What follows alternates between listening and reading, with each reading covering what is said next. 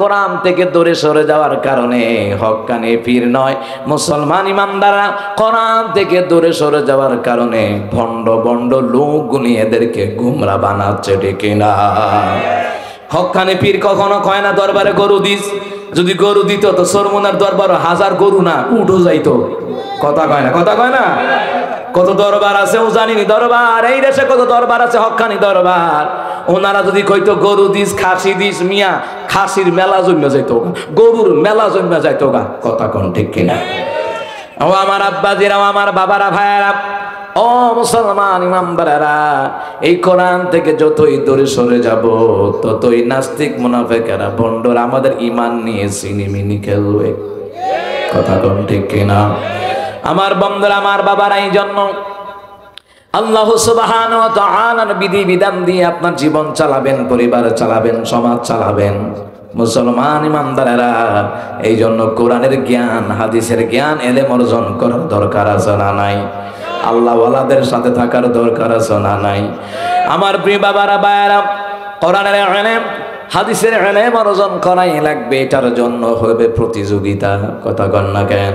কিন্তু প্রতিযোগিতা তো অন্য ডাকে সুদের উপরে টেহা বেশি লাগাই, তারে লাগে 30, আবার কয় লাগে 40। আসেনি?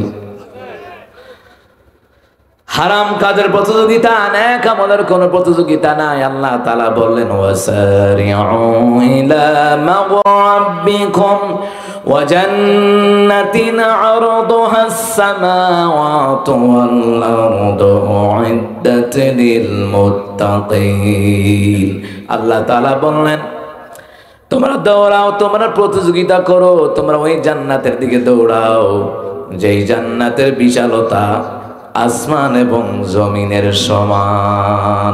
ওই জান্নাত প্রস্তুত রাখা হয়েছে মুত্তাকিদের জন্য, আল্লাহওয়ালাদের জন্য, নবীওয়ালাদের জন্য জান্নাত বানিয়ে রেখেছেন কে?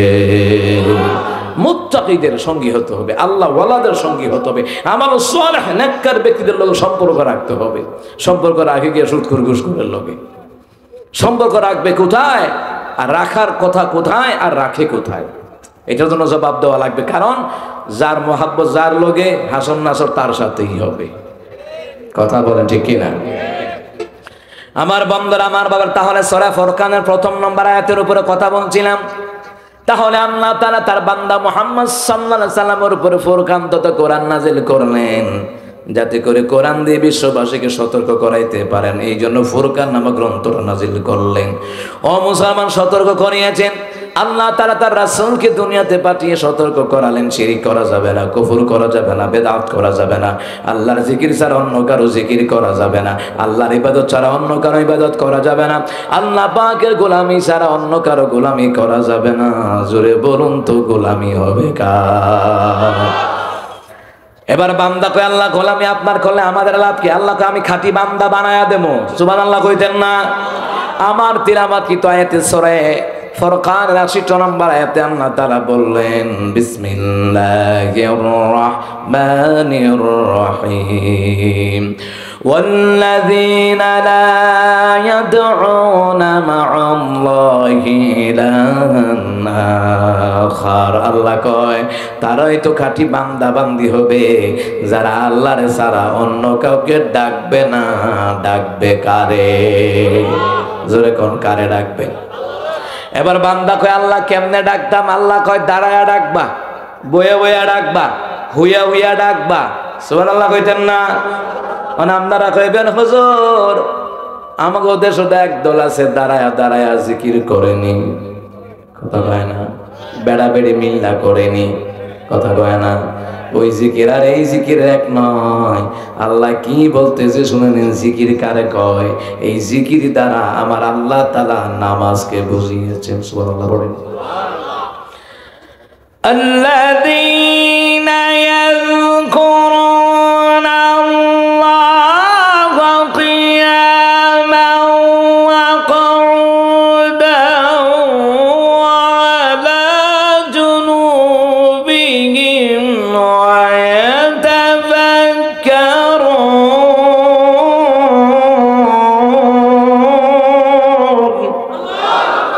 আল্লাহ তাআলা বলেন 1 নাম্বার দাঁড়ায়া জিকির করে, দ্বিতীয় নাম্বার যারা বসে বসে জিকিরি করে, তৃতীয় নাম্বার যারা শুয়া শুয়া জিকিরি করে। ও বান্দা, আল্লাহ তাআলা কি বলছেন? তাফসীর ইবনে কাসির, তাফসীর জালালাইন, তাফসীর নুরুল কোরআনে বলা হয়, যারা যারা যারা জিকির করে তারা আল্লাহর খাঁটি বান্দা বান্দি, বুদ্ধিমান বান্দা বান্দি। আল্লাহ তাআলা বোঝাতে চাইলেন এই দাঁড়ায়া জিকির মানে কি? আজান যখন হয়ে যায়, আজান দেওয়ার পরে যারা দাঁড়িয়ে দাঁড়িয়ে নামাজ আদায় করে, ওইটার নাম হলো দাঁড়ায়া দাঁড়ায়া জিকির। সুবহানাল্লাহ বলতেন না? এবার বুঝছেন নি জিকিরের তাফসীর কারা কয়? কিন্তু আমার দেশে কি করে? আমার দেশে ভান্ডারি গান টান দেয় আর হগলে কয় আল্লাহ আল্লাহ আহায়া শেখ দহলে দহলে নো কাজাইমু কেননা রদনগে মাশাআল্লাহ। এই যে মাঝখানে এটা ঢুকাই দিছে, দেখছেন নি কারবারটা? আল্লাহর জিকির নিয়ে তামসা। ও মুসলমান, আল্লাহ তো বললেন সূরা ফুরকানে, ওয়াল্লাযীনা লা ইয়াদউনা মা'আল্লাহি ইলাহান আখার, আমি আল্লাহকে ছাড়া অন্য কাউকে ডাকা যাবে না। তারাই তো আল্লাহর কাটি বান্দা বান্দি, আল্লাহর ছাড়া অন্য কাউকে ডাকা যাবে না। কিন্তু মাঝখানে আল্লাহর নাম ঢুকাই দিছে, শাহালি বাবা, খেতা বাবা, জোট্টা বাবা, সালসুর বাবা, টইটন বাবা, সরপুরি বাবা, কারেন্সা বাবা মাঝখানে ঢুকাই দিছে। কিন্তু আল্লাহর নাম বাদ দিয়া অন্য কারণ আমি জিকির নয়, জিকির করা লাগবে একমাত্র কেবলমাত্র জোরে বলুন তো কার। দেখছেন নি কারবার জিকিরের অবস্থা? আমাদের ব্রাহ্মণবাড়ি একটা দরবার আছে, ওই দরবারের নাম হইল হুজুর ঈশা। কিসা শুনছেন না? হুজুর ঈশা। হুজুর ঈশার দরবার কয় মুর্শিদ আমার হুজুর ঈশা কি মহিমা জানে? আচ্ছা আপনারাই কোন মহিমা কি হুজুর ঈশা জানে না আল্লাহ জানে? মহিমা কার? কারণ কি আল্লাহ তাআলার মহিমা। হযরত ঈসা আলাইহিস সালামকে বাপ সারা দুনিয়াতে আল্লাহ তাআলা পাঠিয়েছেন, এটা আল্লাহর মহিমা। মা হাওয়া আলাইহিস সালামকে বাপ সারা, মা বাবা আদম আলাইহিস সালামকে বাপ সারা আল্লাহ দুনিয়াতে পাঠিয়েছেন। মুসলমান, এটা হলো আল্লাহর মহিমা। কথা কোন ঠিক না? মহিমা আল্লাহর, কিন্তু মুসলমান ইমানদাররা অথচ আল্লাহর নাম বাদ দিয়ে অন্য কারো নামে জিকির করা জায়েজ নাই, জায়েজ নাই, জায়েজ নাই। কিন্তু আবার জিকিরে তাফসীর হয় না, আযান দেওয়ার পরে যখন নামাজের জন্য দাঁড়িয়ে যায়, ওই দাঁড়ায়া দাঁড়ায়া নামাজ আদায় করার নামই হইল জিকির। অথচ মুসলমান এই জিকিরের খবর নাই, এই জিকিরের খবর নাই। খোঁজ নিয়ে দেখেন মুসলমান, আযান দেওয়ার পরে জুমার দিন মসজিদে জায়গা হয় না, আর ওয়াক্তিয়া নামাজে মুসল্লি বিছাইরা পাওয়া যায় না। কথা কন না কেন? কেমন করে ঘুমাও তুমি ও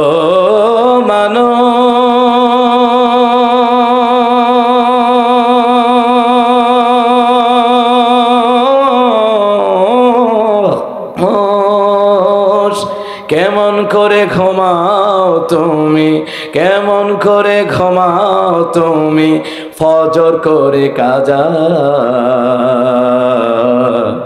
এমনও তো হতে পারে জোহরে জানাজা তোমার, এমনও তো হতে পারে জোহরে জানাজা।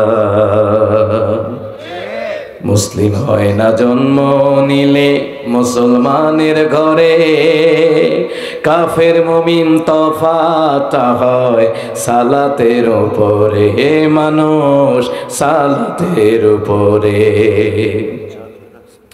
মুসলিম হয় না জন্ম নিলে মুসলমানের ঘরে, কাফের মুমিন তফাৎ হয় সালাতের উপরে, মুমিন সালাতের উপরে। এই জীবনে নামাজ যেন ও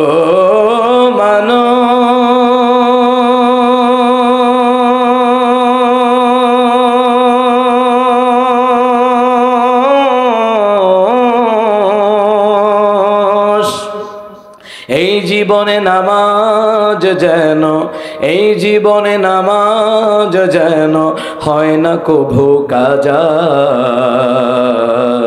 এমনও তো হতে পারে জোহরে জানাজা তোমার, এমনও তো হতে পারে জোহরে জানাজা। ঠিক কিনা বলেন?